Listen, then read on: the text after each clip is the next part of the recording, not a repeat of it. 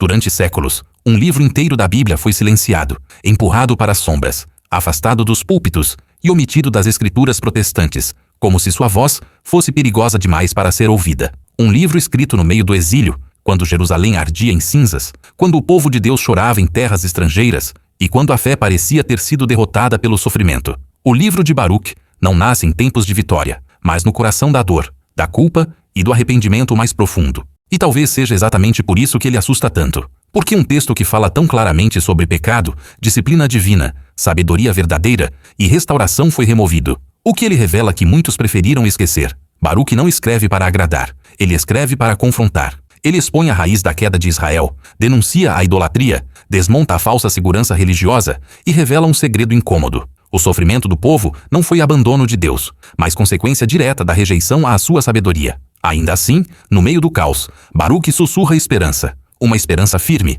desconfortável, impossível de ser destruída. Este livro revela que Deus não desiste, mesmo quando o homem se perde, que a restauração nasce do arrependimento, que a verdadeira sabedoria não vem do poder, da política ou da prosperidade, mas da obediência. Para o público do Brasil e dos Estados Unidos, vivendo tempos de confusão espiritual, crises morais e fé superficial, Baruque soa como um alerta urgente e um consolo profundo ao mesmo tempo. Hoje, você vai conhecer os 10 segredos mais impactantes do livro de Baruque, verdades que atravessaram séculos, sobreviveram ao exílio e continuam falando diretamente ao caos do mundo moderno. Fique até o final, porque o segredo número 1 não apenas explica por que este livro foi silenciado, mas revela a chave da verdadeira sabedoria divina, capaz de sustentar sua fé quando tudo ao redor parece desmoronar. O livro silenciado e o medo da verdade. Durante séculos, o livro de Baruque permaneceu envolto em silêncio, não porque fosse fraco, confuso ou irrelevante, mas porque sua mensagem é perigosa para qualquer fé confortável, acomodada ou superficial. Ele não nasce em tempos de vitória espiritual, mas no momento mais traumático da história de Israel, quando Jerusalém havia sido destruída, o templo profanado e o povo arrastado para o exílio na Babilônia. Esse contexto não é apenas histórico, é teológico. Baruque escreve quando todas as certezas religiosas haviam sido esmagadas, quando as promessas pareciam quebradas e quando muitos acreditavam que Deus havia abandonado definitivamente seu povo. É exatamente aí que o livro se torna incômodo. Ele não oferece uma narrativa de vitimismo, não culpa exclusivamente inimigos externos, não transfere a responsabilidade para o acaso ou para a política internacional. Baruque faz algo muito mais difícil. Ele obriga o povo a olhar para dentro e admitir que o colapso espiritual precedeu o colapso nacional. Essa é a primeira razão pela qual o livro causa tanto desconforto ao longo da história. Ele afirma que o exílio não foi um erro de Deus, mas uma consequência direta da rejeição consciente da sua sabedoria. Em um mundo religioso que prefere mensagens motivacionais, promessas de prosperidade e discursos que alimentam o ego espiritual, Baruque surge como uma voz que desmonta ilusões. Ele declara que conhecer a lei não é o mesmo que obedecer à lei, que possuir tradição não é o mesmo que viver em aliança, e que frequentar rituais não substitui um coração alinhado com a vontade divina. Para muitos líderes religiosos ao longo dos séculos, um livro com esse tom não era apenas teologicamente desconfortável, mas pastoralmente perigoso, porque ele não permite atalhos espirituais. Ele não oferece salvação sem arrependimento, restauração sem confissão ou esperança sem transformação. Do ponto de vista histórico, a exclusão do livro de Baruque do cânon protestante é explicada por debates sobre autoria, língua original e data de composição. Mas por trás desses argumentos técnicos, existe uma verdade mais profunda e raramente dita. Baruque confronta demais. Ele não se encaixa facilmente em sistemas que preferem separar juízo de misericórdia, graça de obediência ou fé de responsabilidade. Ele une tudo isso em uma mensagem única e indivisível. Para o público do Brasil e dos Estados Unidos, sociedades marcadas por intensa religiosidade, mas também por profundas contradições morais, Baruque soa quase como um espelho incômodo. Ele fala com igrejas cheias e corações vazios, com discursos inflamados e vidas desconectadas da sabedoria divina. O medo da verdade sempre produziu silêncio, e o silêncio sempre foi uma ferramenta poderosa para neutralizar mensagens perigosas. Baruque se torna perigoso porque ele afirma que Deus continua sendo fiel, mesmo quando disciplina, que o sofrimento não invalida a aliança, mas a confirma, e que a verdadeira tragédia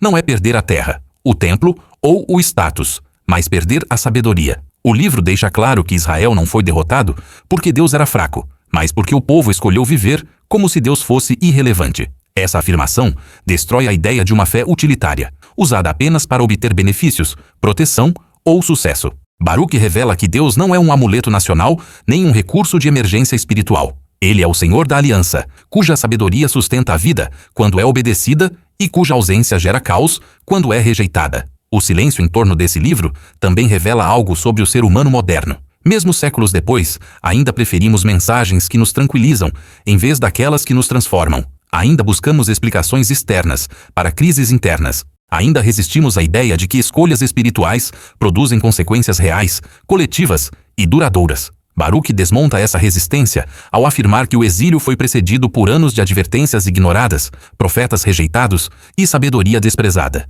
Ele ensina que Deus fala antes de agir, adverte antes de julgar e oferece caminhos de retorno antes do colapso. Quando esses avisos são ignorados, o silêncio não vem de Deus, mas do próprio homem que se recusa a ouvir. Esse capítulo inicial estabelece o fundamento de toda a narrativa. O livro de Baruch não foi esquecido por acaso. Ele foi evitado.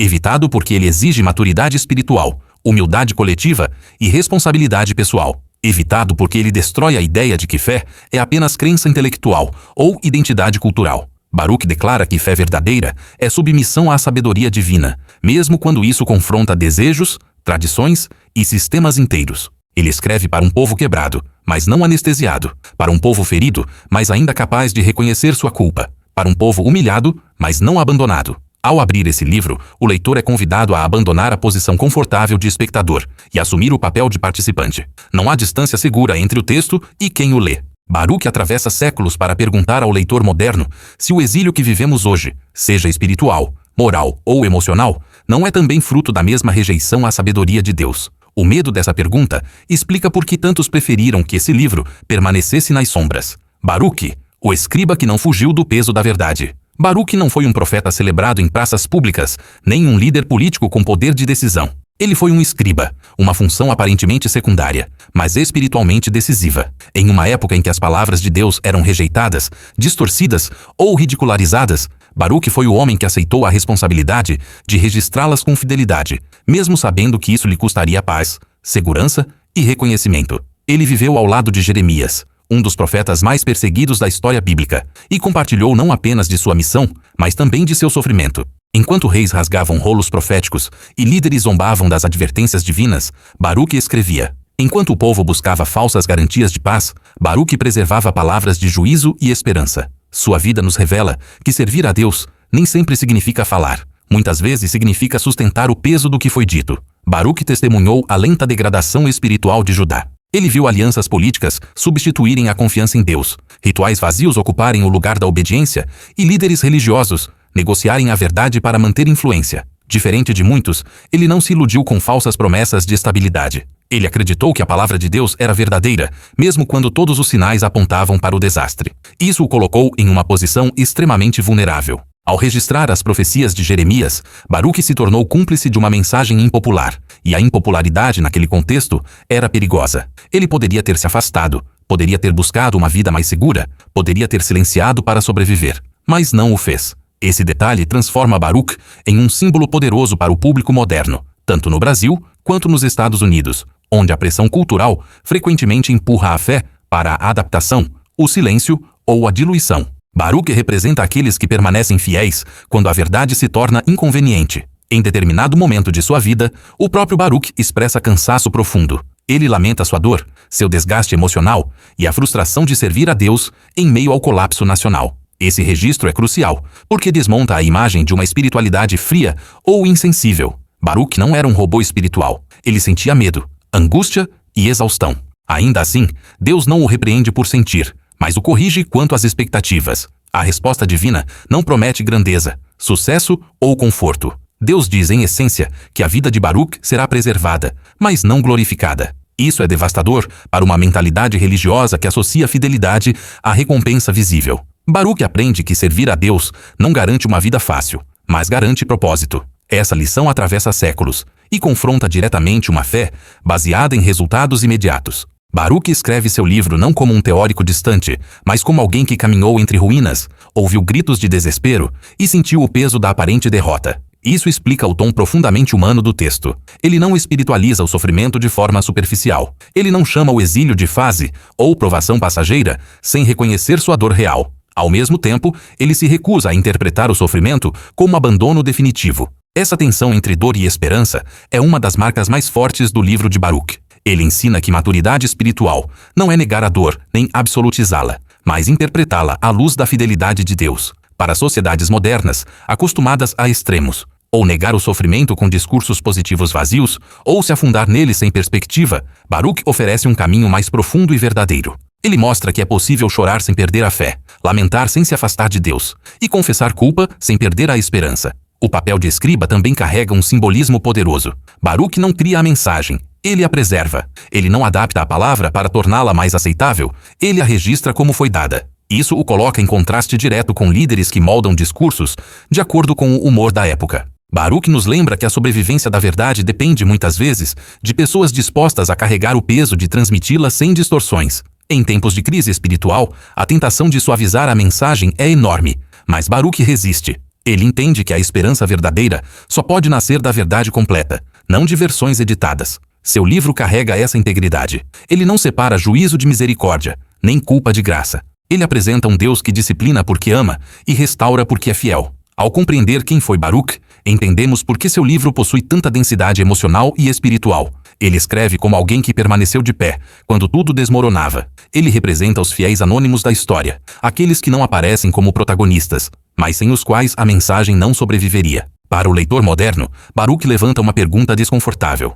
Estamos dispostos a permanecer fiéis, mesmo quando não há aplausos, crescimento ou resultados visíveis? Ou nossa fé depende da aprovação cultural e do sucesso aparente? Baruque viveu o suficiente para ver suas palavras se cumprirem no juízo, mas também para confiar que elas se cumpririam na restauração. Ele não viu o retorno glorioso, mas acreditou nele. Essa fé que não exige ver para crer é uma das maiores lições de sua vida. O escriba que escreveu em meio ao medo nos ensina que Deus não procura apenas vozes altas, mas corações firmes, e que muitas vezes são aqueles que escrevem nas sombras, que sustentam a luz para as gerações futuras. O lamento do exílio e a confissão que muda o destino. O terceiro movimento do livro de Baruque mergulha o leitor em uma das expressões mais profundas de arrependimento coletivo de toda a literatura bíblica. Não se trata de um lamento teatral, nem de palavras usadas para comover Deus artificialmente. É um reconhecimento cru, direto e doloroso de culpa. O povo não tenta negociar com Deus, não relativiza seus pecados, não busca desculpas históricas ou culturais.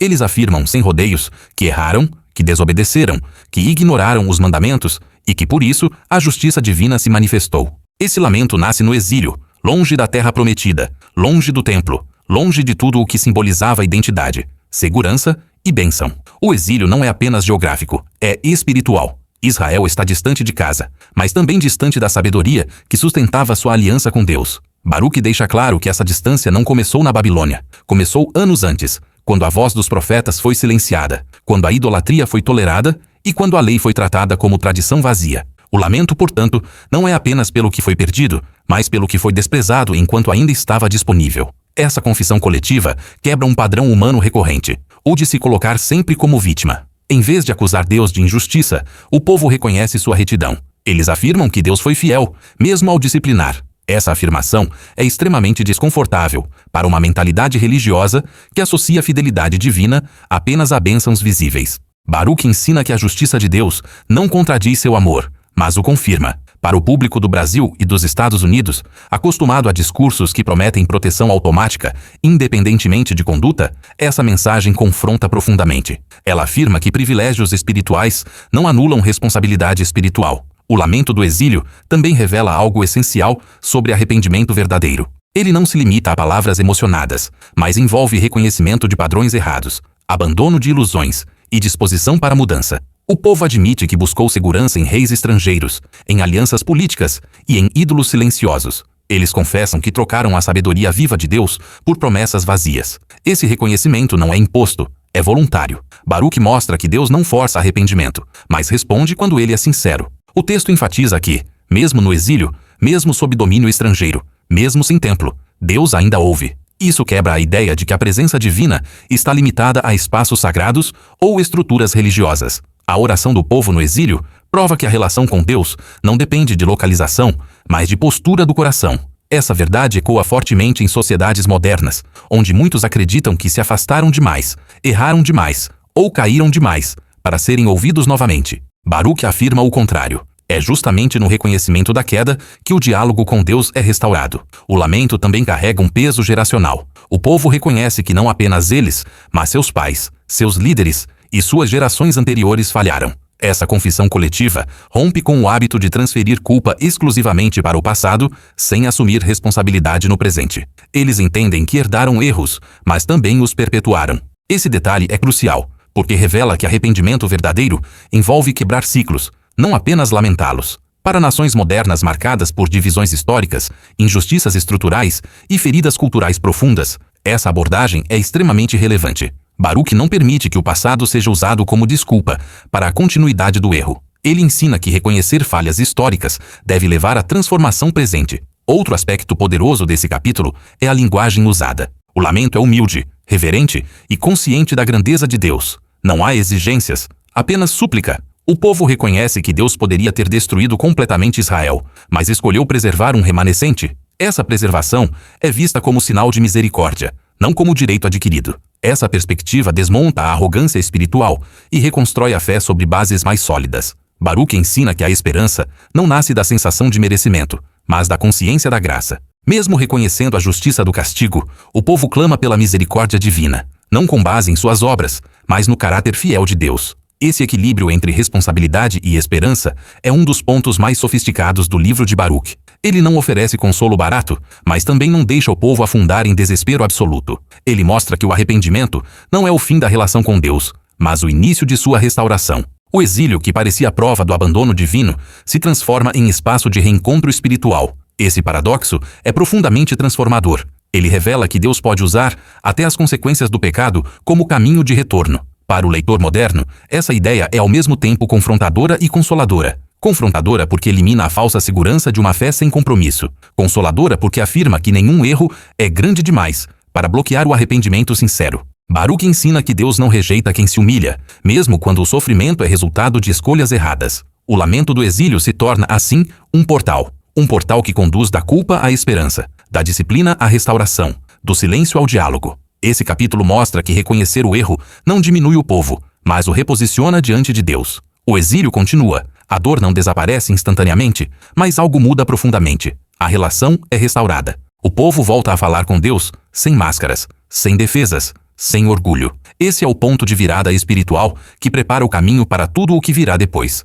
Baruch deixa claro que nenhuma promessa de restauração pode ser compreendida sem passar por esse momento de verdade. O lamento não é o capítulo final da história, mas é o capítulo inevitável. Ignorá-lo é repetir o erro. Enfrentá-lo é abrir espaço para a esperança que ainda virá. A oração pela sabedoria e o fim das desculpas espirituais. Após o lamento e a confissão, o livro de Baruch conduz o leitor a um dos momentos mais reveladores de toda a obra, a oração pela sabedoria. Este não é um pedido comum, nem previsível. Em um cenário de exílio, humilhação nacional, perda de identidade e sofrimento profundo, seria esperado que o povo clamasse por libertação imediata, por justiça contra os inimigos ou pelo retorno rápido à terra prometida. Mas Baruch revela algo surpreendente e profundamente transformador. O pedido central não é por mudança de circunstâncias, mas por mudança interior. O povo pede sabedoria. Essa escolha expõe um amadurecimento espiritual raro, nascido da dor, da reflexão e do reconhecimento de que o verdadeiro problema nunca foi apenas externo.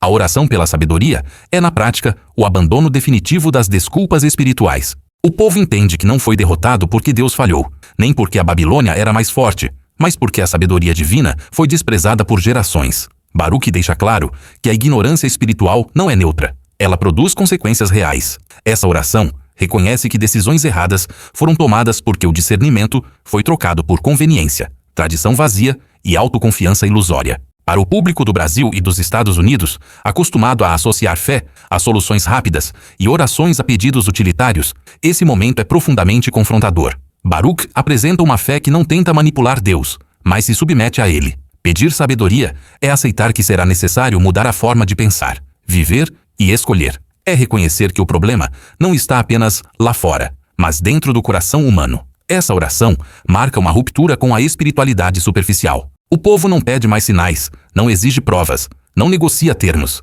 Eles pedem luz. Luz para entender onde erraram, por que erraram e como não repetir os mesmos caminhos. Baruch ensina que a sabedoria divina não é apenas conhecimento sobre Deus, mas alinhamento com sua vontade. Ela revela o que precisa ser abandonado e o que precisa ser reconstruído. Essa sabedoria não valida desejos, ela os examina. Não confirma escolhas erradas, mas as confronta. Por isso, pedir sabedoria é um ato de coragem espiritual. É mais fácil pedir livramento do que pedir transformação. É mais confortável pedir mudança externa do que mudança interna. Baruque mostra que o povo finalmente entendeu isso. A oração também revela que a sabedoria foi perdida antes de ser desejada. O texto afirma que Israel se afastou da fonte da sabedoria ao abandonar a lei de Deus. Isso desmonta a ideia moderna de que sabedoria é algo que se acumula automaticamente com o tempo ou com o progresso cultural. Baruque afirma o oposto. Uma nação pode avançar economicamente, politicamente e militarmente, e ainda assim se tornar espiritualmente tola. A sabedoria não é garantida pelo sucesso visível. Ela depende de temor, obediência e humildade. Quando esses elementos são substituídos por orgulho, autossuficiência e relativismo moral, a sabedoria se retira silenciosamente. O povo só percebe sua ausência quando tudo começa a ruir. Essa oração também redefine o conceito de luz. Baruque afirma que a luz verdadeira não vem do poder, da influência ou do conhecimento humano, mas da sabedoria que procede de Deus. Essa luz não elimina imediatamente o sofrimento, mas ilumina o caminho no meio dele. Ela não remove o exílio instantaneamente, mas impede que o exílio destrua completamente a identidade espiritual do povo. Para o leitor moderno, essa distinção é crucial. Vivemos em uma era obcecada por controle, previsibilidade e respostas rápidas. Baruque ensina que a sabedoria divina nem sempre oferece respostas imediatas, mas sempre oferece direção segura. Ela não promete ausência de dor, mas garante sentido em meio à dor. Outro aspecto poderoso desse capítulo é que a oração pela sabedoria é coletiva. Não é um pedido individual isolado, mas uma súplica nacional. Isso revela que a crise espiritual não é vista apenas como falha pessoal, mas como resultado de escolhas coletivas, culturais e geracionais. Baruque ensina que a restauração também precisa ser coletiva. Para sociedades marcadas por individualismo extremo, essa mensagem é profundamente desafiadora. Ela afirma que decisões espirituais, tomadas em nível coletivo, moldam o destino de comunidades inteiras. A sabedoria pedida não é apenas para guiar indivíduos, mas para redefinir valores, prioridades e caminhos de todo um povo. A oração reconhece que a lei de Deus foi ignorada não por falta de acesso, mas por falta de submissão. O povo conhecia os mandamentos, mas escolheu não vivê-los. Esse detalhe desmonta a falsa ideia de que o problema espiritual é falta de informação. Baruque afirma que o problema é falta de disposição para obedecer. A sabedoria divina sempre esteve disponível, mas foi rejeitada porque confrontava desejos, práticas e alianças inconvenientes. Ao pedir sabedoria agora, o povo admite que precisa reaprender a viver. Essa reaprendizagem não é simples nem rápida. Ela exige desaprender hábitos antigos, romper com ídolos culturais e abandonar sistemas que pareciam seguros, mas eram espiritualmente vazios. Baruque não romantiza esse processo. Ele não promete que será fácil, mas afirma que é o único caminho para a vida. A oração também revela que a sabedoria não pode ser encontrada fora de Deus. Baruque declara que nenhuma nação, nenhum governante, nenhum filósofo conseguiu produzir a sabedoria que conduz à vida.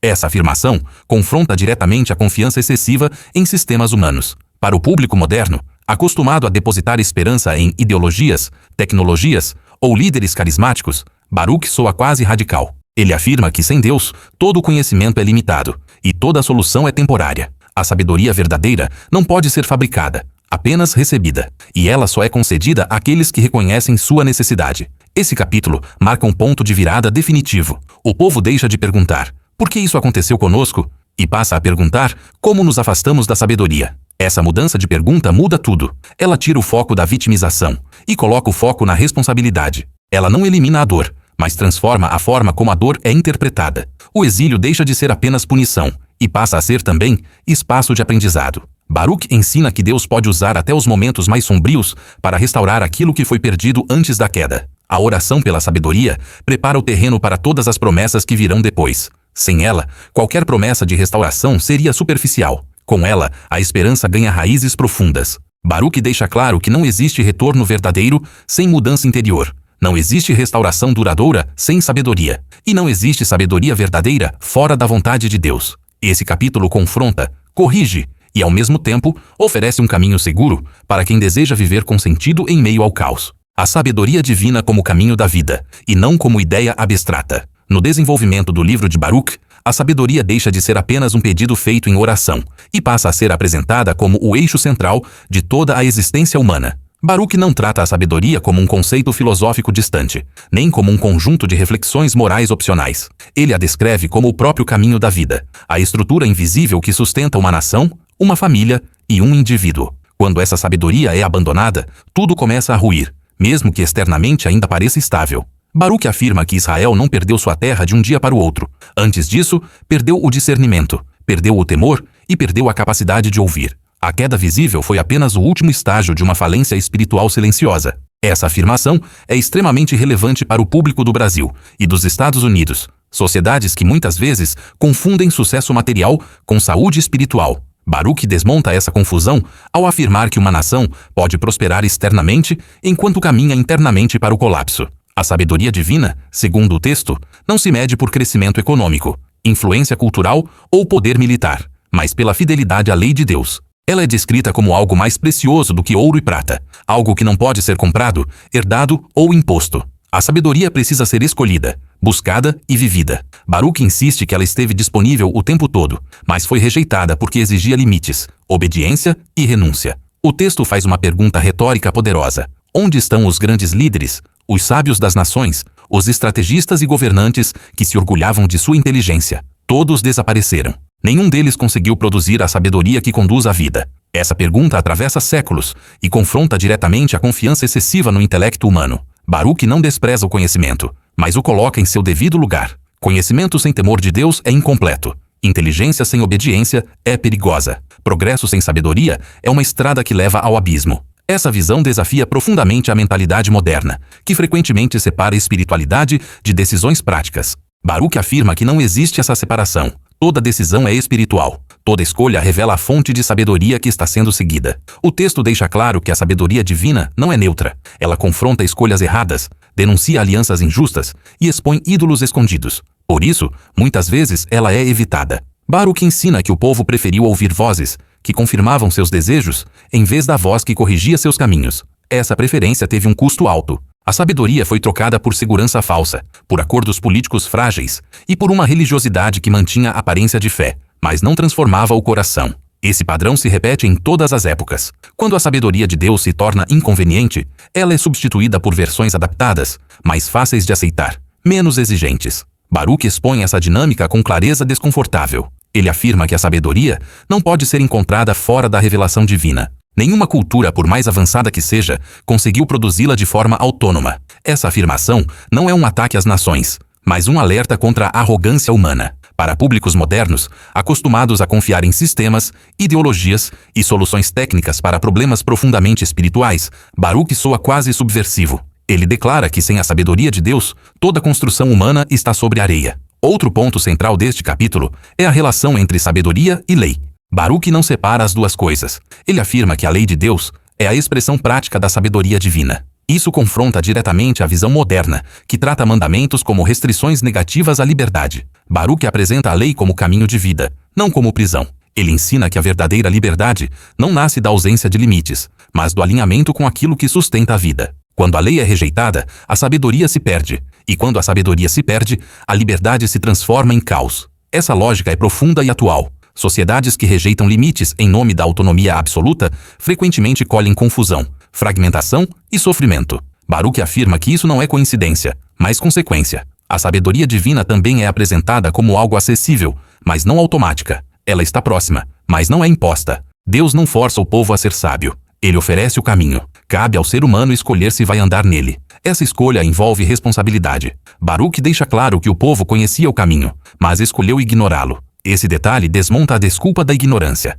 O problema não foi falta de informação, mas falta de submissão. Essa verdade é desconfortável, porque tira do ser humano a posição de vítima. Para o leitor moderno, ela levanta uma pergunta inevitável. Quantas vezes sabemos o que é certo, mas escolhemos o que é conveniente? Baruque mostra que a sabedoria divina não falha, mas pode ser rejeitada. E quando isso acontece, as consequências são inevitáveis. O texto também destaca que a sabedoria não é apenas para momentos de crise, mas para a vida cotidiana. Ela orienta decisões familiares, relações sociais, liderança política e práticas religiosas. Quando ela é compartimentalizada, usada apenas em rituais ou discursos, perde sua força transformadora. Baruque ensina que a sabedoria precisa permear toda a vida. Essa visão integrada confronta uma fé fragmentada, que separa o sagrado do cotidiano. Para brasileiros e norte-americanos que vivem essa divisão diariamente, Baruch oferece um convite radical: alinhar toda a vida à sabedoria de Deus. O capítulo reforça que a sabedoria não envelhece, não perde relevância e não se adapta às modas culturais.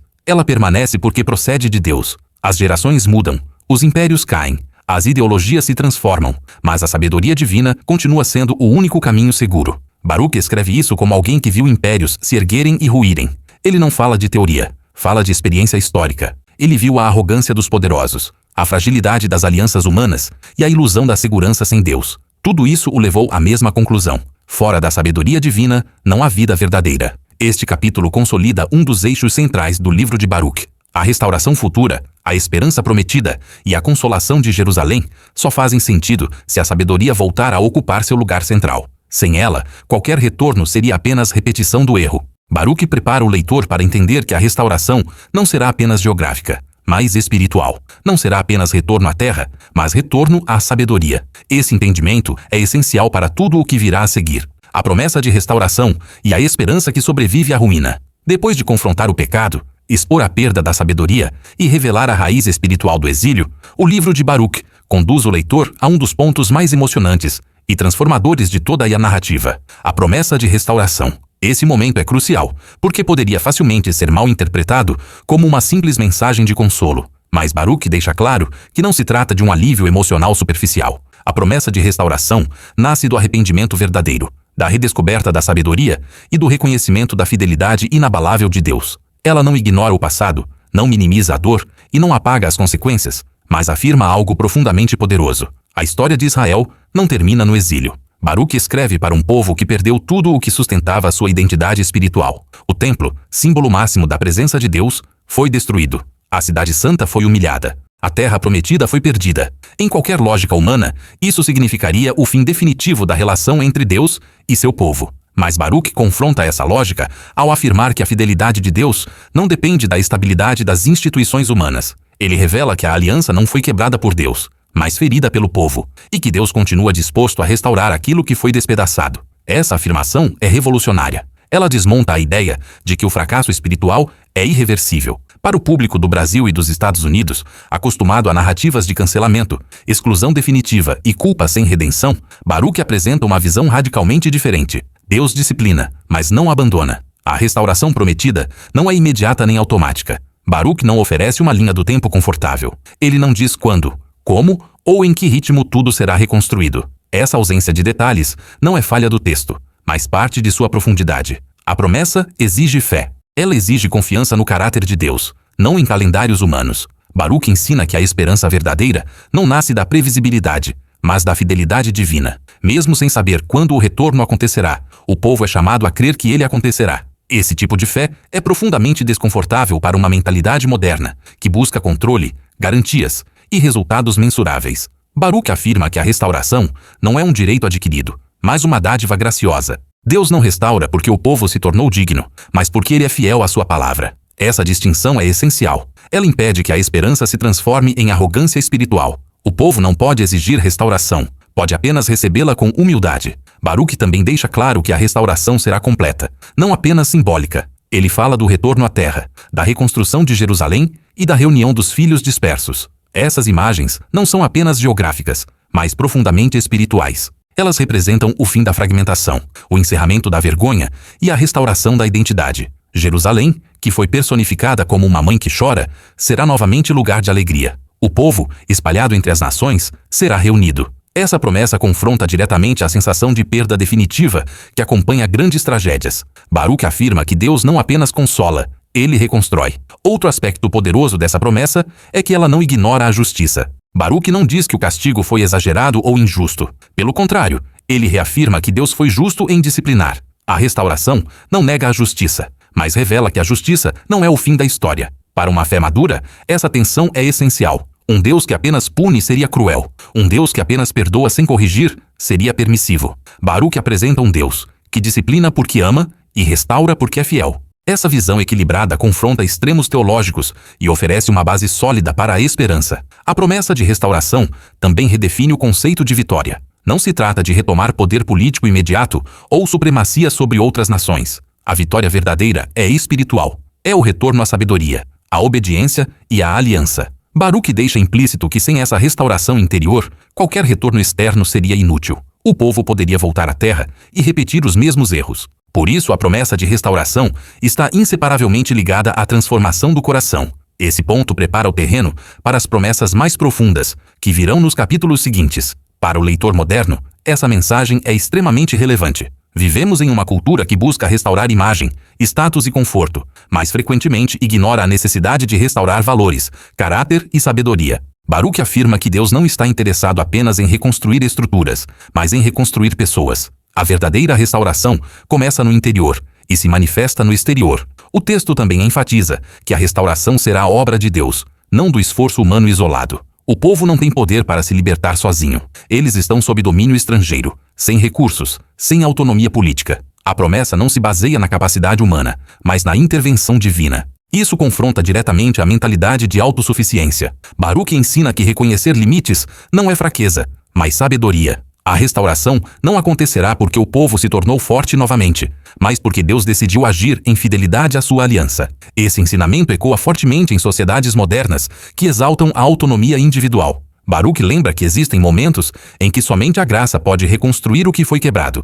Outro elemento poderoso deste capítulo é a linguagem de alegria futura. Baruque fala de um tempo em que a tristeza será substituída por honra, em que o medo dará lugar à segurança e em que a vergonha será trocada por glória. Essas imagens não negam a dor presente, mas oferecem uma visão que sustenta o povo durante o sofrimento. A esperança se torna combustível para a perseverança. Baruque ensina que quem perde a esperança perde também a capacidade de permanecer fiel. A promessa de restauração mantém viva a identidade espiritual do povo, mesmo no exílio. Eles não são definidos pela derrota atual, mas pela promessa futura. Essa inversão de perspectiva é profundamente transformadora. Para pessoas que vivem fracassos pessoais, crises familiares ou colapsos morais, Baruque oferece uma verdade libertadora. O momento mais escuro não define o final da história. O capítulo também deixa claro que a restauração terá um caráter público. Não será apenas uma experiência interna silenciosa, mas algo visível, reconhecido pelas nações. Isso não tem como objetivo exaltar Israel, mas glorificar a fidelidade de Deus. A restauração aponta para ele, não para o mérito humano. Esse detalhe é essencial para evitar que a esperança se transforme em orgulho espiritual. Baruque ensina que toda restauração autêntica termina em adoração, não em autopromoção. Ao concluir esse movimento da narrativa, Baruque prepara o leitor para compreender que a esperança não é uma negação da realidade, mas uma leitura mais profunda dela. A realidade não é apenas o que está acontecendo agora, mas também o que Deus prometeu fazer. O exílio é real, a dor é real, a culpa é real, mas a fidelidade de Deus também é. E essa fidelidade é mais antiga, mais forte e mais duradoura do que qualquer tragédia. Esse capítulo sela uma verdade fundamental do livro de Baruque. A esperança não nasce da ausência de sofrimento, mas da presença de Deus em meio a ele. A promessa de restauração não elimina o caminho difícil, mas garante que ele não é em vão. Baruque convida o leitor moderno a abandonar uma fé frágil, dependente de circunstâncias favoráveis, e abraçar uma fé profunda, capaz de sobreviver à ruína porque está ancorada na fidelidade eterna de Deus. A Carta de Jeremias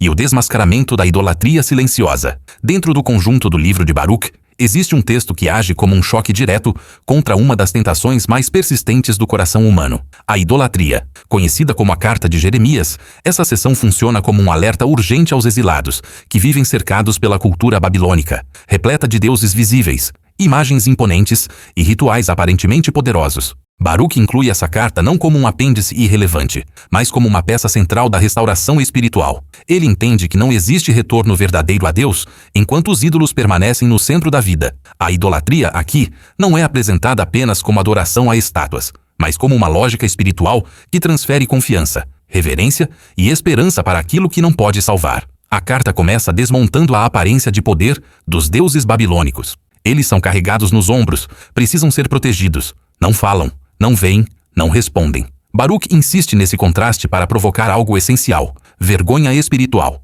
Não uma vergonha destrutiva, mas uma vergonha reveladora, que faz o povo perceber o quão absurdo é confiar em algo que depende de mãos humanas para existir. Essa denúncia é profundamente atual. Para o público do Brasil e dos Estados Unidos, onde a idolatria raramente se manifesta em estátuas religiosas explícitas, Baruque revela algo mais sutil e perigoso. A idolatria moderna é silenciosa, sofisticada e socialmente aceita. Ela se manifesta na confiança absoluta no dinheiro, no status, no poder político, na tecnologia, na imagem pública e até em versões distorcidas da própria religião. A carta de Jeremias não combate apenas imagens de madeira e ouro, mas qualquer coisa que ocupe o lugar que pertence exclusivamente a Deus. Baruque expõe a lógica do engano. Os ídolos prometem segurança, mas não protegem. Prometem prosperidade, mas não sustentam. Prometem identidade, mas não conhecem aqueles que os adoram. Ele descreve com ironia o contraste entre a aparência externa e a inutilidade interna desses deuses. Essa ironia não é sarcasmo vazio, mas uma ferramenta pedagógica.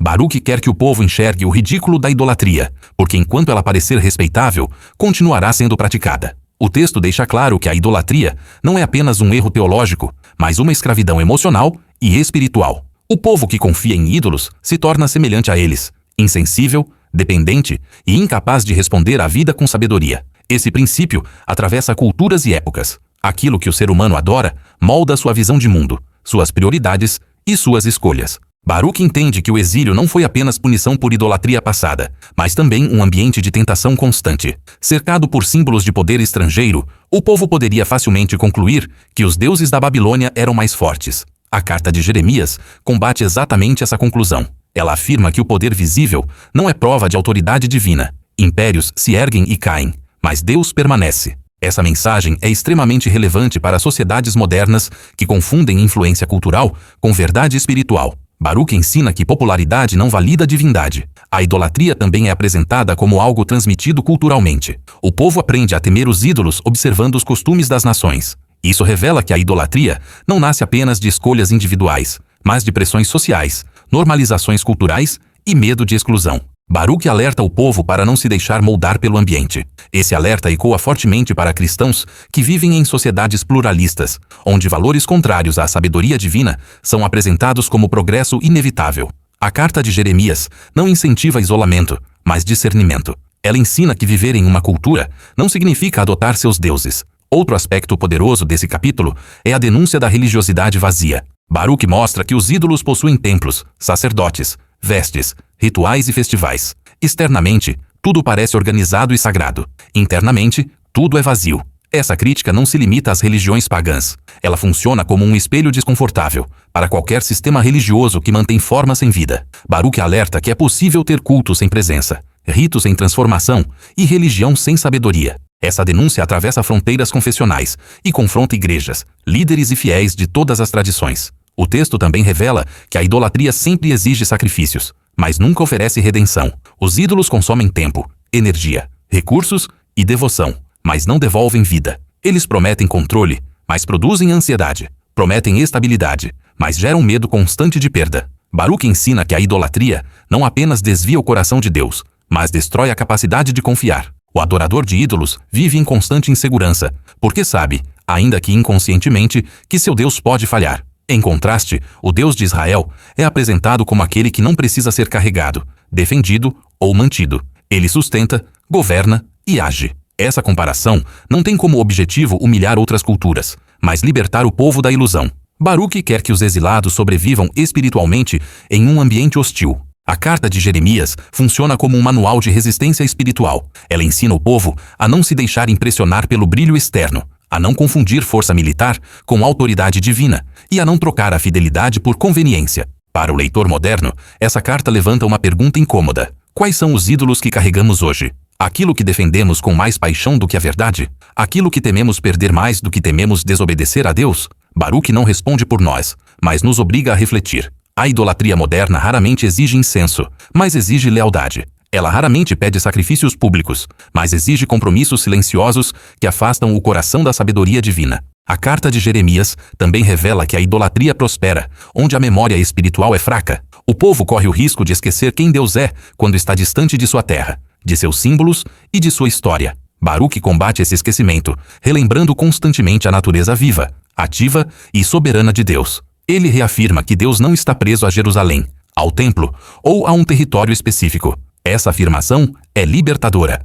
Ela impede que o povo associe a presença de Deus a estruturas físicas. Deus continua sendo Deus mesmo no exílio. Essa verdade fortalece a fé em ambientes adversos. O capítulo encerra com um chamado implícito à fidelidade. Baruque não promete que resistir à idolatria será fácil, mas afirma que é necessário. Sem essa resistência, toda promessa de restauração seria vazia. O retorno à terra sem o abandono dos ídolos seria apenas a repetição do erro que levou ao exílio. Baruque ensina que a restauração exige exclusividade espiritual. Deus não divide o centro do coração com outros deuses. Essa exigência não é tirania, mas proteção. É o único caminho para a vida verdadeira. A carta de Jeremias, portanto, não é um texto secundário, mas um pilar do livro de Baruque. Ela revela que o maior perigo do exílio não é a opressão externa, mas a assimilação espiritual. Para o público do Brasil e dos Estados Unidos, vivendo em culturas saturadas de ídolos modernos, essa mensagem é urgente. Baruque nos lembra que aquilo que adoramos molda quem nos tornamos. E somente o Deus vivo pode sustentar uma fé que sobreviva ao exílio, à pressão cultural e ao passar do tempo. Jerusalém, a mãe que chora e a esperança que não morre. Após confrontar o pecado, denunciar a idolatria e reafirmar a necessidade da sabedoria, o livro de Baruque assume um tom profundamente poético e emocional ao personificar Jerusalém como uma mãe ferida, abandonada e em luto por seus filhos. Essa imagem não é apenas literária, é teológica e existencial. Jerusalém não é apresentada como uma cidade derrotada por forças militares superiores, mas como uma mãe que sente no corpo e na alma a dor da separação, da perda e da vergonha. Baruque utiliza essa personificação para tornar o sofrimento coletivo algo íntimo, humano e impossível de ignorar. A cidade fala, chora, lamenta e recorda. Ela se dirige aos filhos dispersos entre as nações, reconhecendo sua dor, mas também reinterpretando sua história à luz da fidelidade de Deus. Esse recurso narrativo aprofunda a conexão emocional do leitor com a mensagem e revela que a restauração prometida não é apenas estrutural ou política, mas profundamente relacional. Jerusalém sofre não apenas porque foi destruída, mas porque foi esvaziada de seus filhos. O exílio é descrito como uma ferida aberta, não como um evento distante. Essa imagem dialoga intensamente com o público moderno, tanto no Brasil quanto nos Estados Unidos, onde muitas pessoas vivem um tipo de exílio emocional, espiritual ou moral. Famílias fragmentadas, identidades diluídas, pertencimento perdido. Baruque usa Jerusalém para representar tudo aquilo que foi separado à força e tudo aquilo que parece não ter mais futuro. A mãe que chora representa a sensação de abandono, a vergonha pública e o silêncio que se segue à queda. No entanto, esse lamento não é o ponto final. Jerusalém não permanece apenas em lágrimas. Ela recorda aos filhos que sua dor não é o fim da história. Baruque faz algo extremamente sofisticado aqui.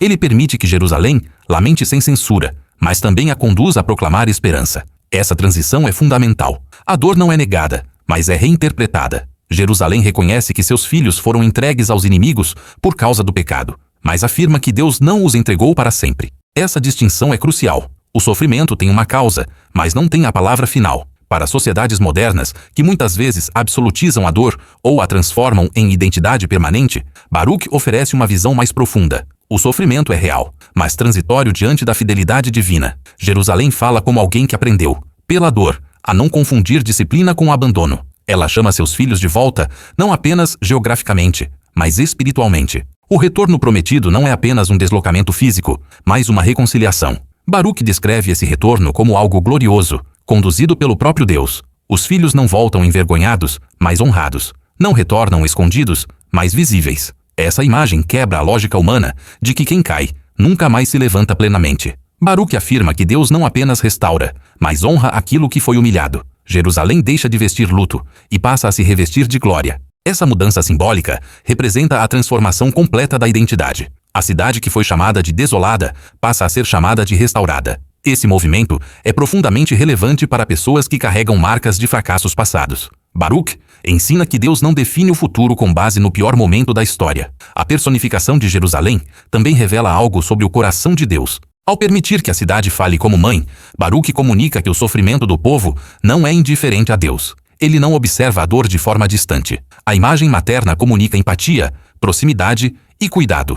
Deus se revela como alguém que compartilha da dor da separação, mas que também trabalha ativamente para a reunião. Essa visão confronta a ideia de um Deus frio ou impassível. Baruque apresenta um Deus profundamente envolvido com a história humana. Jerusalém lembra aos filhos que foram enviados para longe, não para serem destruídos, mas para aprender. Essa afirmação é delicada e exige maturidade espiritual para ser compreendida. Baruque não romantiza o sofrimento, mas afirma que Deus pode usá-lo como instrumento de correção e crescimento. O exílio, que parecia apenas castigo, torna-se também espaço de transformação. Essa releitura da dor é essencial para uma fé que deseja sobreviver ao longo do tempo. Para o leitor moderno, essa mensagem oferece um caminho de cura. Ela afirma que o sofrimento não precisa ser desperdiçado. Ele pode ser interpretado, ressignificado e integrado a uma história maior de restauração. Jerusalém também alerta os filhos para não confundirem o silêncio de Deus com a ausência. Durante o exílio, Deus parece distante, mas continua agindo nos bastidores da história. Essa verdade é extremamente relevante para quem vive períodos de silêncio espiritual. Baruque ensina que Deus trabalha mesmo quando não fala, guia mesmo quando não explica e sustenta mesmo quando não remove a dor imediatamente. Jerusalém afirma que o retorno acontecerá no tempo de Deus, não no tempo humano. Essa espera exige fé madura, paciência e perseverança. A imagem da mãe que espera os filhos comunica exatamente isso: expectativa constante, amor incondicional e esperança que não morre. Outro aspecto poderoso desse capítulo é a universalidade do retorno. Jerusalém declara que os filhos virão de todas as direções, do Oriente ao Ocidente. Essa imagem amplia a promessa e reforça a ideia de que a restauração não será parcial. Deus não se esquecerá de nenhum dos dispersos. Essa afirmação confronta a sensação de esquecimento que acompanha o exílio. Baruque garante que nenhum filho foi perdido no caos da história. Todos estão sob o olhar atento de Deus. Para uma geração marcada por deslocamentos, migrações e rupturas identitárias, essa mensagem é profundamente consoladora. Jerusalém também reconhece que a alegria futura será proporcional à dor presente. Quanto mais profunda foi a humilhação, mais visível será a restauração. Essa lógica não é baseada em mérito, mas em graça. Deus transforma a vergonha em testemunho. Baruque deixa claro que a restauração não será silenciosa. As nações verão, reconhecerão e compreenderão que foi Deus quem agiu. Isso não serve para exaltar Israel, mas para glorificar a fidelidade divina. A restauração se torna uma mensagem viva sobre quem Deus é. Esse capítulo também funciona como um ponto de equilíbrio emocional no livro. Depois de confrontos duros e denúncias severas, Baruque oferece consolo sem perder profundidade. Ele mostra que a esperança não é inimiga da verdade. Pelo contrário, ela nasce dela. Jerusalém não promete um futuro sem Deus, mas um futuro com Deus no centro. Essa centralidade é o que garante que a restauração não será temporária. Para o público do Brasil e dos Estados Unidos, acostumado a buscar soluções rápidas para dores profundas, Baruque oferece algo mais sólido, uma esperança que exige paciência, transformação e confiança. Jerusalém não chama os filhos de volta para repetir o passado, mas para viver algo novo, fundamentado na sabedoria recuperada. O capítulo encerra com uma atmosfera de expectativa reverente. A mãe que chorou agora espera. A dor não desapareceu completamente, mas foi atravessada pela promessa. Baruque ensina que a esperança verdadeira não elimina a memória do sofrimento, mas a transforma em fonte de significado. Jerusalém permanece de pé, não porque esqueceu, mas porque confia. Essa confiança não está baseada em circunstâncias visíveis, mas na fidelidade eterna de Deus. Com essa imagem poderosa, Baruque prepara o leitor para os capítulos finais, onde a esperança deixa de ser apenas promessa e se revela como fundamento da fé. A mãe que chora se torna a mãe que aguarda. E essa espera não é vazia, é cheia de sentido, fé e certeza de que Deus ainda escreve a história. A nova aliança e a transformação que começa no coração. À medida que o livro de Baruque se aproxima de seus movimentos finais, a narrativa deixa de olhar apenas para a restauração externa e passa a revelar algo ainda mais profundo e revolucionário: a necessidade de uma transformação interior. Baruque entende que retornar à terra sem mudar o coração seria repetir o ciclo que levou ao exílio. Por isso ele aponta para uma nova aliança, não baseada apenas em estruturas, rituais ou heranças nacionais, mas em uma mudança interna, silenciosa e radical. Essa promessa não surge como ruptura com o passado, mas como seu cumprimento mais profundo. A antiga aliança falhou, não porque era injusta, mas porque foi rejeitada. Agora Baruque anuncia um tempo em que a lei de Deus não estará apenas escrita em rolos ou proclamada por profetas, mas gravada no interior do ser humano. Essa ideia é extremamente poderosa e atravessa séculos, preparando o terreno para as promessas messiânicas que seriam plenamente reveladas mais tarde. Baruque apresenta essa nova aliança como resposta direta à fragilidade humana. Ele reconhece que o problema não era apenas falta de informação, mas incapacidade do coração de permanecer fiel. A nova aliança surge como cura para essa fragilidade. Deus não apenas exige obediência, ele capacita para obedecer. Essa capacitação não vem por imposição externa, mas por transformação interior. Para o público do Brasil e dos Estados Unidos, acostumado a uma fé baseada em normas externas ou experiências emocionais momentâneas, Baruque oferece uma visão mais profunda e exigente. Ele afirma que a verdadeira fé não se sustenta apenas em tradição ou emoção, mas em mudança de identidade. O coração precisa ser reorientado. A nova aliança também redefine a relação entre Deus e o povo. Não se trata mais apenas de pertencer a uma nação específica, mas de viver uma relação pessoal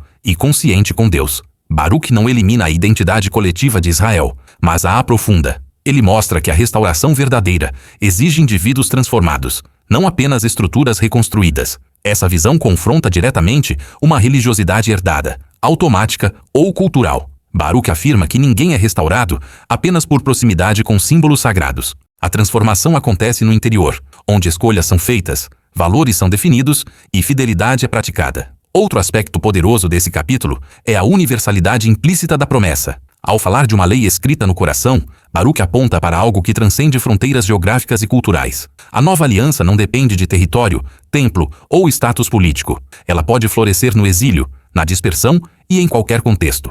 Essa característica torna a promessa extremamente relevante para comunidades espalhadas pelo mundo, vivendo como minoria ou sob pressão cultural. Baruch ensina que a fé não pode ser confinada a um lugar. Ela vive dentro do ser humano. Essa interiorização da aliança fortalece a fé em ambientes hostis. O texto também revela que essa transformação interior produzirá frutos visíveis. Um coração alinhado com Deus gera obediência voluntária, não forçada. A lei deixa de ser vista como peso e passa a ser vivida como caminho de vida. Baruch mostra que quando a sabedoria é internalizada, a obediência deixa de ser negociação e se torna resposta natural. Essa mudança é essencial para romper o ciclo de rebeldia, seguido de castigo. A nova aliança não elimina a responsabilidade humana, mas a torna possível. Deus continua sendo santo, mas agora oferece um caminho para que o povo viva essa santidade de forma sustentável. Para o leitor moderno, essa promessa é profundamente libertadora. Ela afirma que a fé não precisa ser uma luta constante entre desejo e obrigação. Quando o coração é transformado, os desejos também mudam.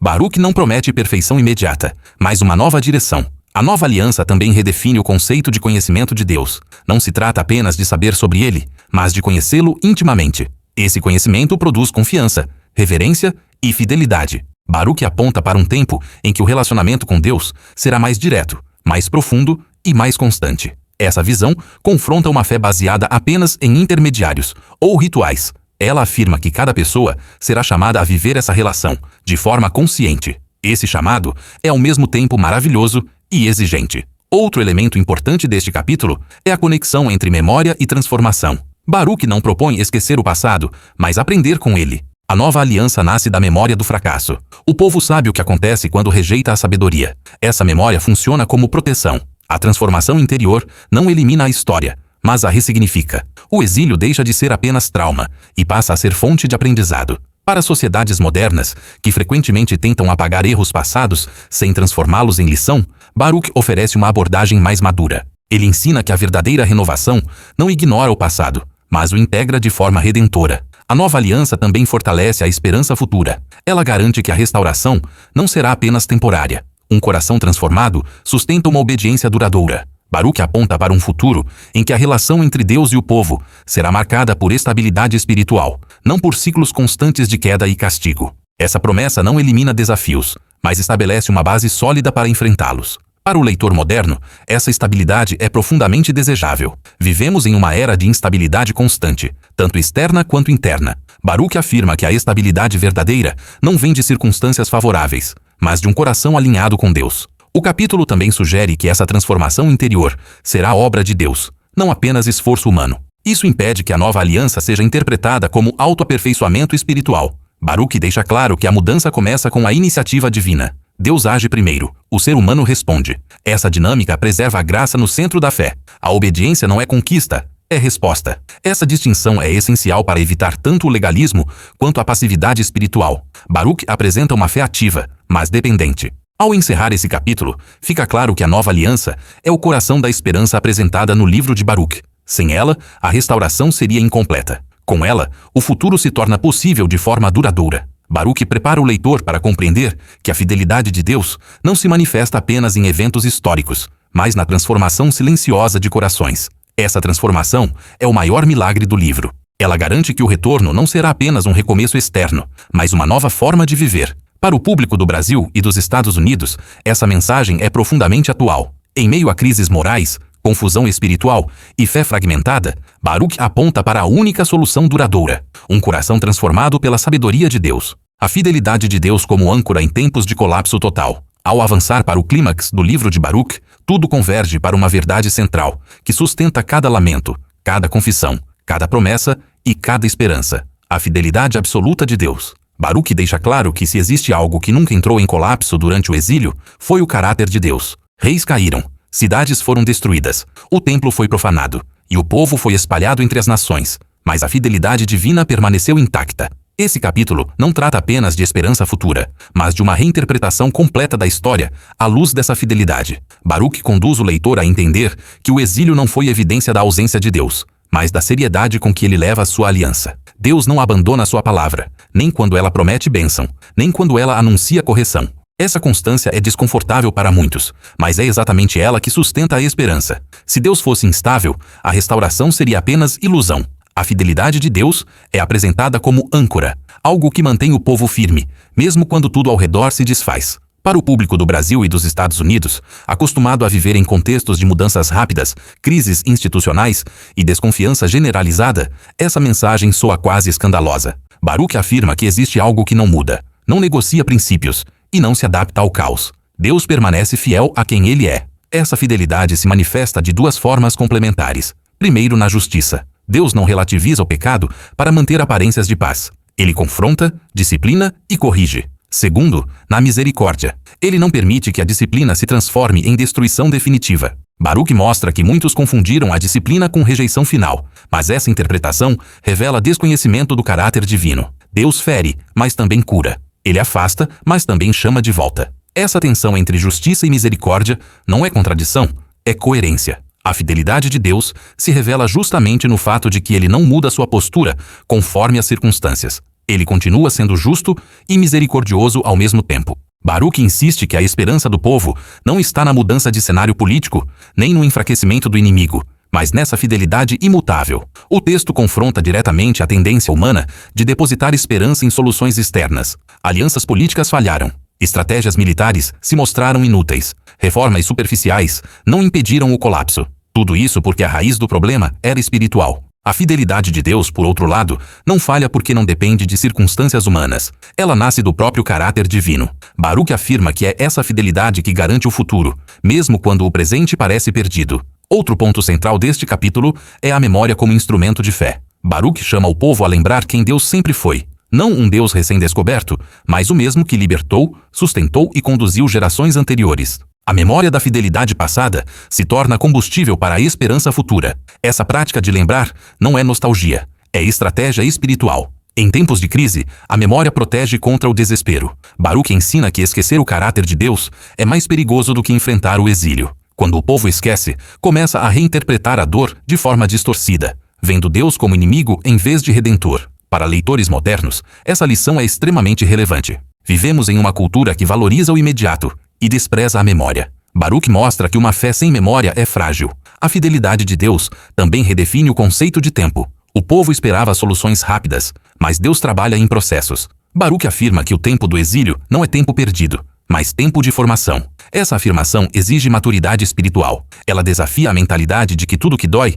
deve ser imediatamente removido. Baruque ensina que Deus usa o tempo para moldar o coração, reconstruir valores e preparar o futuro. A fidelidade divina garante que esse tempo não é desperdiçado. Mesmo quando o povo não entende, Deus está conduzindo a história em direção ao cumprimento de suas promessas. Esse entendimento oferece descanso em meio à ansiedade. Outro aspecto poderoso deste capítulo é a universalidade do testemunho. Baruque afirma que a restauração futura não será apenas benefício para Israel, mas revelação para as nações. A fidelidade de Deus será visível. As mesmas nações que testemunharam a queda verão a restauração.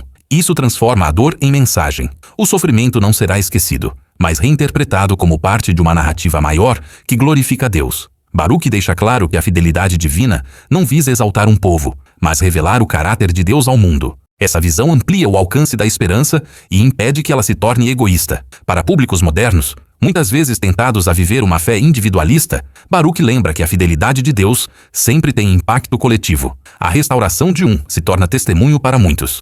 O capítulo também confronta a ideia de que Deus abandona aqueles que falham repetidamente. Baruque mostra que, embora o povo tenha sido infiel inúmeras vezes, Deus permaneceu fiel. Isso não minimiza o pecado, mas exalta a graça. A fidelidade de Deus não é recompensa por bom comportamento, mas expressão de seu caráter. Essa verdade é profundamente libertadora para quem carrega culpa, vergonha ou sensação de fracasso espiritual. Baruque afirma que o futuro não é determinado apenas pelo passado, mas pela fidelidade de Deus que age no presente. Ao se aproximar do final, o capítulo estabelece que toda a mensagem do livro de Baruque pode ser resumida nessa âncora: Deus permanece fiel. Essa fidelidade sustenta o arrependimento, legitima a esperança, garante a restauração e fundamenta a nova aliança. Sem ela, tudo seria apenas discurso religioso. Com ela, a fé se torna possível, mesmo no exílio. Baruque convida o leitor a confiar nessa fidelidade, não como teoria, mas como base de vida. Essa confiança exige entrega, paciência e humildade, mas é exatamente ela que permite atravessar o caos, sem perder a identidade. Para o público do Brasil e dos Estados Unidos, vivendo em tempos de instabilidade emocional, social e espiritual, Baruque oferece algo raro, uma esperança que não depende de promessas humanas, mas de um Deus que não muda. Esse capítulo prepara o terreno para o encerramento final do livro, onde a fidelidade divina deixa de ser apenas âncora e se torna convite. Um convite para viver de forma diferente, sustentado não por circunstâncias favoráveis, mas pela certeza de que Deus continua fiel, mesmo quando tudo mais falha. O chamado final ao arrependimento consciente e à fé madura. Ao se aproximar do encerramento do livro de Baruque, o texto assume um tom de chamado definitivo, quase como uma última convocação antes de um novo começo. Depois de revelar a dor do exílio, a centralidade da sabedoria, a promessa da nova aliança e a fidelidade inabalável de Deus, Baruque deixa claro que nada disso produz efeito automático. A restauração prometida não acontece sem resposta humana. Este capítulo funciona como um espelho direto diante do leitor, obrigando cada pessoa a se perguntar o que fará com tudo o que foi revelado. Baruque não fala mais apenas como historiador, poeta ou escriba, mas como alguém que exige posicionamento. Ele deixa claro que arrependimento não é emoção passageira, nem discurso religioso bem articulado. Arrependimento verdadeiro é mudança consciente de direção, sustentada ao longo do tempo. O povo já havia chorado, lamentado e confessado, mas agora precisava decidir se viveria de forma diferente. Baruque denuncia uma armadilha espiritual extremamente comum, a de confundir culpa com transformação. Sentir dor pelo pecado não é o mesmo que abandoná-lo. O livro deixa claro que muitos reconheceram seus erros, mas continuaram reproduzindo os mesmos padrões internamente. Esse alerta atravessa séculos e atinge diretamente o público moderno do Brasil e dos Estados Unidos, onde a espiritualidade muitas vezes é reduzida a momentos emocionais intensos, mas sem continuidade prática. Baruque afirma que Deus não busca lágrimas ocasionais, mas corações reorientados. O arrependimento apresentado aqui é lúcido, responsável e persistente. Ele não se baseia no medo do castigo, mas no reconhecimento da verdade. Baruque mostra que o povo precisa abandonar definitivamente a ilusão de que pode negociar com Deus, mantendo práticas antigas enquanto espera resultados novos. Essa negociação silenciosa foi uma das causas do exílio. A fé madura, segundo Baruque, é aquela que aceita a correção sem tentar diluí-la. Outro ponto central deste capítulo é a responsabilidade individual dentro da restauração coletiva. Baruque deixa claro que a transformação nacional começa no indivíduo. Não basta esperar que líderes mudem, que estruturas sejam reformadas, ou que circunstâncias externas melhorem. Cada pessoa é chamada a responder à aliança com obediência consciente. Essa ênfase confronta uma mentalidade muito presente nas sociedades modernas, onde a culpa é frequentemente transferida para sistemas, governos ou instituições. Baruque reconhece a influência do coletivo, mas afirma que a fidelidade começa no coração individual. A nova aliança escrita no coração exige escolhas diárias. Não é um evento único, mas um processo contínuo. Baruque também destaca que a fé madura não vive de extremos. Ela não oscila entre entusiasmo exagerado e abandono completo. Ela é constante, silenciosa e perseverante. Esse tipo de fé não é atraente para quem busca experiências imediatas, mas é exatamente ela que sustenta a restauração a longo prazo. Baruque ensina que o povo precisa aprender a caminhar com Deus, mesmo quando não há sinais visíveis de mudança. A fidelidade não pode depender de resultados imediatos. Essa mensagem é profundamente contracultural, em uma era de imediatismo. O texto também confronta diretamente a tentação de retornar às antigas seguranças. Mesmo no exílio, o povo ainda se sentia atraído por práticas idólatras, alianças humanas e soluções rápidas. Baruque alerta que a restauração não acontecerá enquanto essas dependências não forem abandonadas. Deus não divide o coração. A fé madura exige exclusividade. Esse ponto é especialmente desafiador para sociedades pluralistas como o Brasil e Estados Unidos, onde múltiplas crenças, valores e prioridades competem constantemente pela lealdade do indivíduo. Baruque não propõe isolamento cultural, mas fidelidade espiritual. Ele afirma que é possível viver entre as nações sem se tornar refém delas. Outro aspecto forte deste capítulo é a redefinição do sucesso espiritual. Baruque deixa claro que sucesso não é retorno rápido, prosperidade imediata, ou reconhecimento público. Sucesso é permanecer fiel durante o processo. Essa redefinição liberta o povo da ansiedade e da comparação. Cada passo de obediência já é vitória. Essa visão é profundamente terapêutica para uma geração exausta de metas inalcançáveis e expectativas irreais. Baruque ensina que Deus valoriza a consistência mais do que performance. O capítulo também aborda a importância da transmissão da fé. Baruque não escreve apenas para sua geração, mas pensando nas próximas. Ele deixa claro que a restauração só será duradoura se for ensinada, vivida e transmitida. Uma fé que não é passada adiante se perde rapidamente. Essa preocupação com as próximas gerações é extremamente relevante, em contextos onde a fé tem sido cada vez mais diluída. Baruque chama o povo a viver de forma que seus filhos aprendam, não apenas por palavras, mas por exemplo. A obediência cotidiana se torna o maior testemunho. O texto também revela que o arrependimento consciente traz clareza espiritual. Quando o coração se alinha com Deus, a confusão diminui. As decisões se tornam mais firmes. A identidade se fortalece. Baruque mostra que muitas das angústias do exílio não vinham apenas das circunstâncias externas, mas da divisão interna. A fé madura cura essa divisão. Ela integra crença e prática, oração e ação, esperança e responsabilidade. Outro ponto importante é a rejeição da fé, baseada apenas no passado. Baruque honra a história, mas não permite que ela substitua a obediência presente. Não basta dizer que Deus foi fiel no passado. É preciso viver de forma fiel agora. Essa distinção é crucial. Muitos se apoiam em memórias espirituais antigas para justificar uma fé estagnada. Baruque afirma que cada geração precisa responder novamente à aliança. A fé não é herdada automaticamente. Ela precisa ser escolhida. Ao longo deste capítulo, o tom não é de ameaça, mas de seriedade amorosa. Baruque não tenta assustar o povo, mas despertá-lo. Ele fala como alguém que viu as consequências da negligência espiritual e não quer que elas se repitam. Esse cuidado pastoral torna o chamado ainda mais forte. Ele não oferece atalhos, mas oferece um caminho seguro. Ao se aproximar do final, o capítulo deixa claro que a restauração não é apenas algo que Deus fará, mas algo que o povo precisa sustentar. Deus inicia, conduz e completa,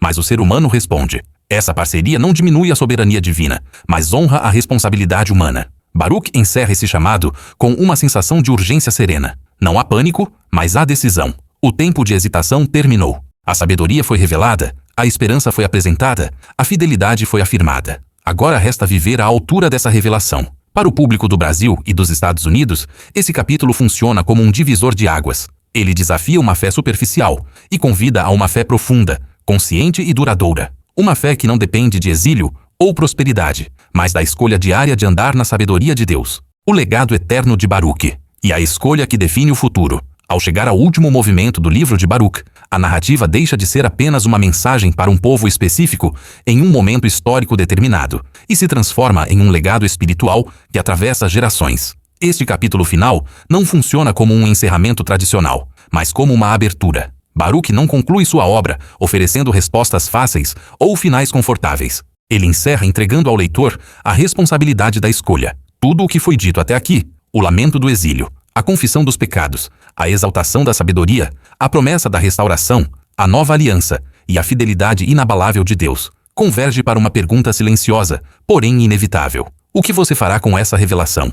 Baruque compreende que a palavra de Deus nunca é neutra. Ela sempre provoca reação.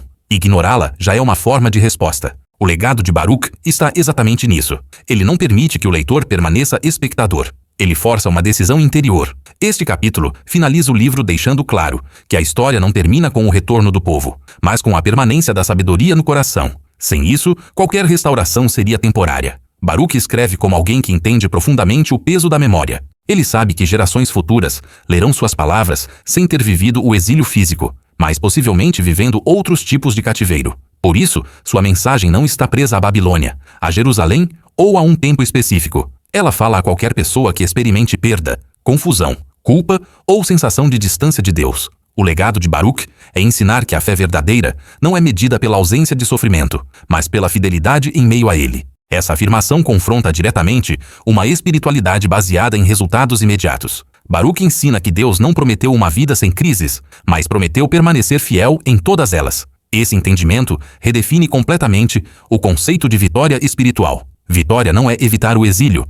mas atravessá-lo sem perder a identidade. O capítulo também deixa claro que a sabedoria divina não é um privilégio de elites espirituais, líderes religiosos ou sábios reconhecidos. Ela é oferecida a todos que se dispõem a ouvir e obedecer. Baruque rejeita qualquer tentativa de transformar a fé em instrumento de poder ou status. A sabedoria que ele exalta é humilde, prática e exigente. Ela se manifesta em escolhas diárias, muitas vezes invisíveis, mas profundamente transformadoras. Para o público do Brasil e dos Estados Unidos, acostumado a associar influência à visibilidade, Baruque oferece uma inversão radical. O verdadeiro impacto começa no invisível. O coração alinhado com Deus produz frutos que cedo ou tarde se tornam visíveis. Outro aspecto central deste capítulo é a permanência da esperança, mesmo após o encerramento da narrativa. Baruque não descreve todos os detalhes da restauração, porque entende que a esperança não precisa de controle total para existir. Ele confia na fidelidade de Deus mais do que em roteiros humanos. Essa confiança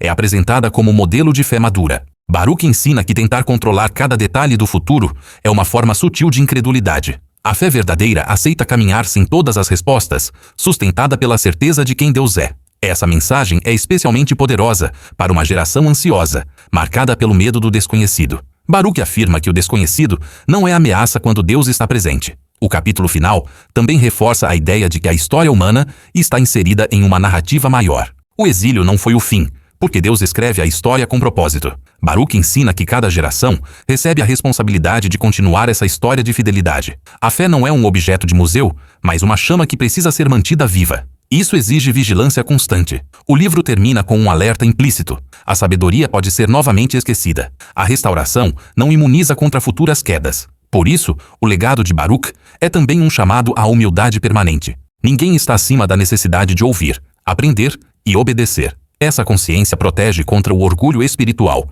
uma das causas silenciosas da queda anterior. Baruque também deixa claro que Deus não se cansa de chamar. Mesmo após repetidas falhas, a voz divina continua convidando ao retorno. Essa persistência revela um amor que não se esgota. O legado final do livro não é medo, mas confiança. Não é condenação, mas convite. Baruque encerra sua mensagem com a certeza de que Deus continua falando, mesmo quando os profetas se calam. A sabedoria continua disponível, mesmo quando é rejeitada. A esperança continua viva, mesmo quando tudo parece perdido. Esse encerramento aberto transforma o leitor em participante da história. A pergunta não é mais sobre Israel no exílio, mas sobre cada pessoa que ouve essa mensagem hoje. Onde você está? Que tipo de exílio você vive? Que sabedoria você tem seguido? Baruque não responde por você. Ele apenas aponta o caminho. Para o público do Brasil e dos Estados Unidos, esse capítulo final funciona como um espelho profundo.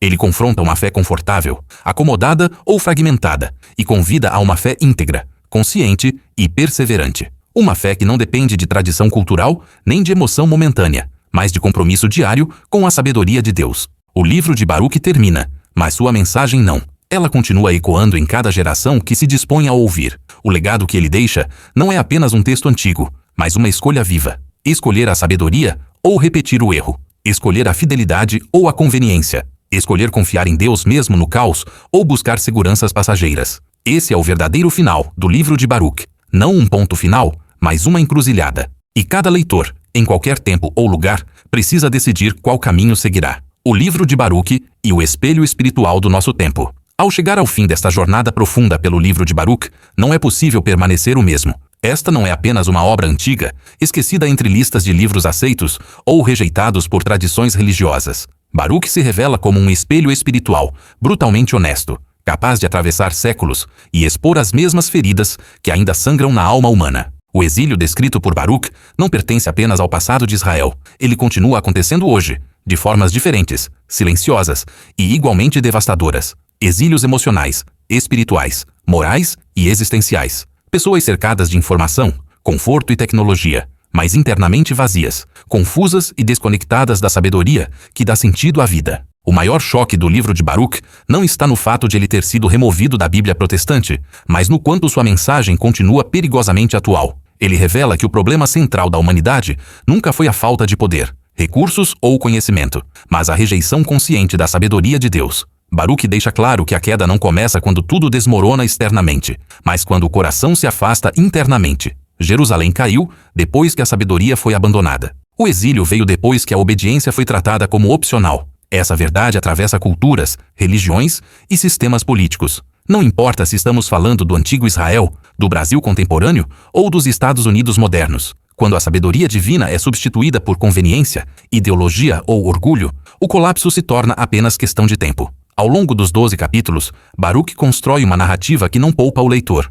Ele não oferece espiritualidade anestesiada, nem esperança superficial. Ele exige arrependimento real, fé madura e responsabilidade pessoal. Ele confronta a religiosidade vazia, denuncia a idolatria disfarçada de progresso e desmonta a ilusão de que é possível desfrutar das promessas de Deus sem alinhar a vida à sua vontade. Ao mesmo tempo, Baruque oferece algo extremamente raro: esperança sólida. Não uma esperança baseada em circunstâncias favoráveis, mas na fidelidade inabalável de Deus. Mesmo quando o povo falhou repetidamente, Deus permaneceu fiel. Mesmo quando tudo parecia perdido, a restauração continuava em movimento. Isso revela um Deus que não desiste, não abandona e não quebra suas promessas. Essa fidelidade é o eixo central de toda a obra. Sem ela, o livro seria apenas um registro de tragédia. Com ela, Baruque se torna um manifesto de redenção. O livro também destrói a ideia de que fé verdadeira é herdada automaticamente. Baruque deixa claro que cada geração precisa escolher novamente a sabedoria. Não basta conhecer a história, repetir rituais ou manter tradições. A nova aliança exige transformação interior. A lei precisa estar escrita no coração. A obediência precisa ser voluntária. A fé precisa ser vivida no cotidiano. Esse chamado é especialmente urgente em sociedades onde a fé se tornou cultural, fragmentada ou instrumentalizada. Baruque não permite neutralidade. Ele empurra o leitor para uma encruzilhada espiritual. Ou a sabedoria de Deus se torna o centro da vida, ou o ciclo do exílio se repete. E aqui está a pergunta que ecoa após o fim do livro. Uma pergunta que atravessa esta conclusão e se dirige diretamente a você. Que tipo de exílio você está vivendo hoje? Talvez não seja físico, mas emocional. Talvez não seja religioso, mas moral. Talvez não seja visível, mas profundamente real. Baruque ensina que o caminho de volta começa sempre do mesmo jeito: reconhecimento, arrependimento, busca pela sabedoria e confiança na fidelidade de Deus. Não há atalhos, não há soluções mágicas, mas há um caminho seguro. Essa mensagem se torna ainda mais poderosa quando lembramos que Baruque não escreveu como alguém distante da dor. Ele escreveu como quem viveu o colapso, a perda e a incerteza. Isso dá peso às suas palavras. Ele não fala de teoria, mas de sobrevivência espiritual. O livro de Baruque